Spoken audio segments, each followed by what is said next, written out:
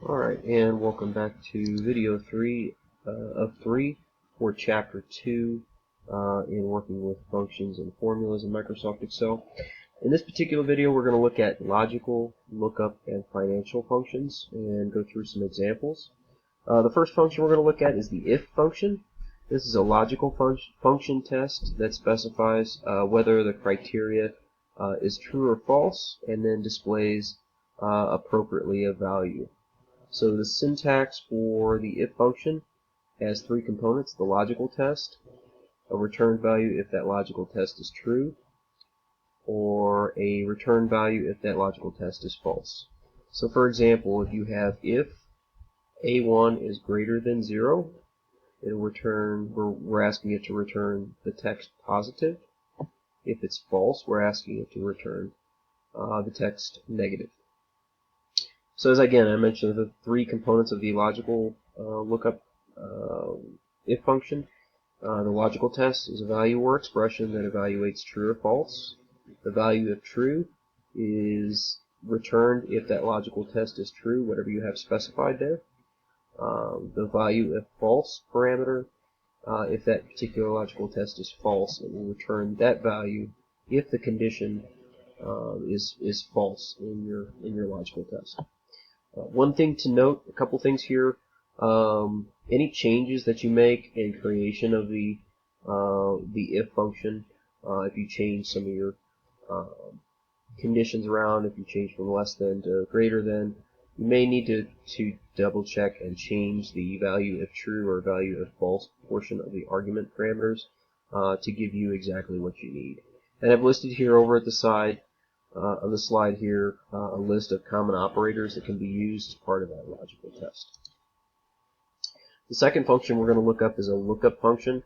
There are actually two lookup functions that Excel uses. One is the VLOOKUP function, or the vertical lookup function, that basically accepts a value and looks for a value in the left column of a specified table array, returning another value in the same row from a specified column. Kind of a confusing, complex, and somewhat vague definition, but we'll get to look at an example so that you can truly see how it works. I've given an example here of the structure of that particular function. However, and I just want to show that this particular function is used to search for exact matches or nearest value matches less than or equal to a search value. This particular function requires 3 arguments, and there is one optional argument. The components of this function: the lookup value is the cell reference of the cell containing the value to look up, and again we'll go over that nomenclature in our example.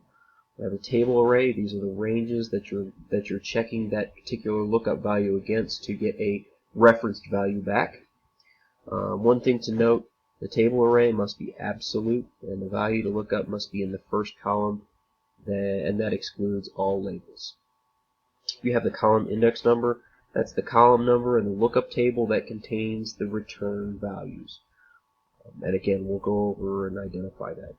Range lookup, this is the optional value that I talked about. This term determines how the function handles lookup values that are not an exact match for the data in the lookup table. By default, the range lookup value is true, and it will show how that handles how the lookup function handles that if that's given in the function. Another note here is leaving blank finds nearest value in the lookup table that is less than or equal to that in the table in the lookup value.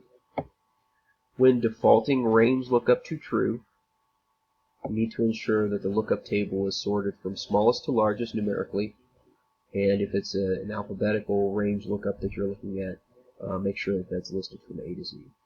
My experience with using lookup tables is that if you can structure your table to be either smallest to largest numerically or A to Z alphabetically, regardless of how you use it, it requires less rework.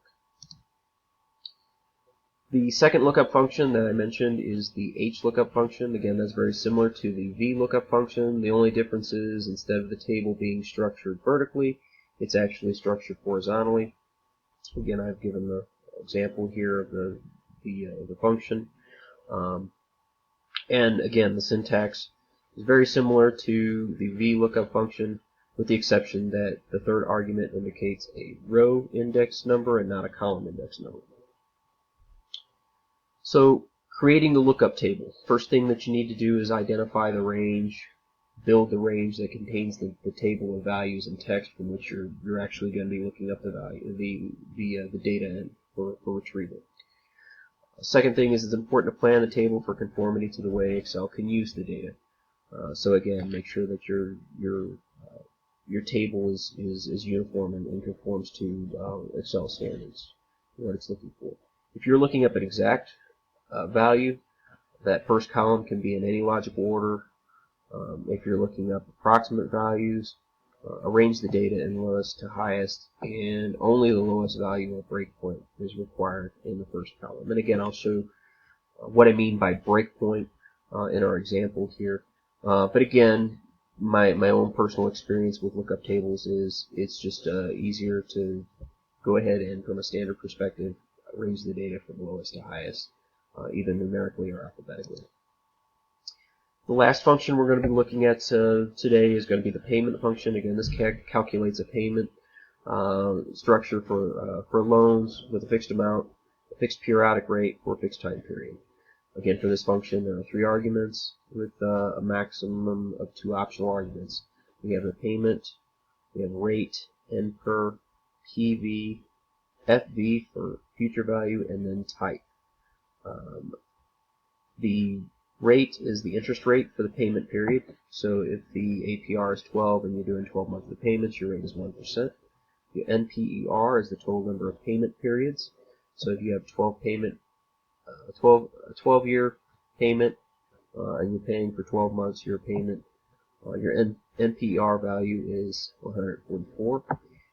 Again, PV is present value of the loan. If you're wanting to compute the future value of the loan. The result, one thing to note, is the result of the payment function is a negative number due to the represented calculated debt. So in order to fix that display, we're going to type a minus sign in front of the present value. So for example, instead of B3 in the present value variable up here, it's going to be a negative B3. And again, we'll see that in our example. So moving on to our Excel spreadsheet, for example. Here's a logical example here in this particular section up here. I have sales goals and I have a bonus if they meet the sales goals. So I have 3 sales reps, Larry, Mo, and Curly. And so I have a logical statement here in F3. If their sales, Mo's sales, exceed the sales goal, then he's going to get the bonus. Otherwise, my bonus is in B4. My sales goal is B3. Notice the mixed cell reference that I provide here. If his sales are greater than the goal, he's going to get the bonus. Otherwise, he gets 0. So Mo doesn't meet the sales goal, doesn't exceed the sales goal, so he doesn't get the bonus. Now Larry comes in, he has a decent sales month, he has a $10,000 sales goal. Most of you may think, hey, he gets the bonus. However, again, if you look at the computation, his sales for the period in question must be greater than the referenced sales goal value. So again, it's not greater than, so he gets 0. Curly, on the other hand, has a superstar sales period, sells $12,500. That exceeds the sales goal. Therefore, the statement is true. It returns the bonus into his bonus. So again, that's a quick example of a logical or if function call use. The VLOOKUP function, again, as I mentioned, this is where you use values created and you look up additional values based on the associated values that you put with those breakpoints. So we have our breakpoint here. And what I mean by breakpoint is these are our kind of low-level thresholds for the values we're going to give. So grades are usually the easiest thing to associated with this. So the lowest grade that you can get is a 0, that would be an F. The lowest D that you can get is a 60%. Lowest C you can get is a 70%. And B and A respectively at 80 and 90. So I have Fred, Daphne, Velma, Shaggy, and Scooby over here that are getting grades for a test. So Fred over here gets an 85. So if I go into my grade column in here, I have the VLOOKUP. We're looking up E10.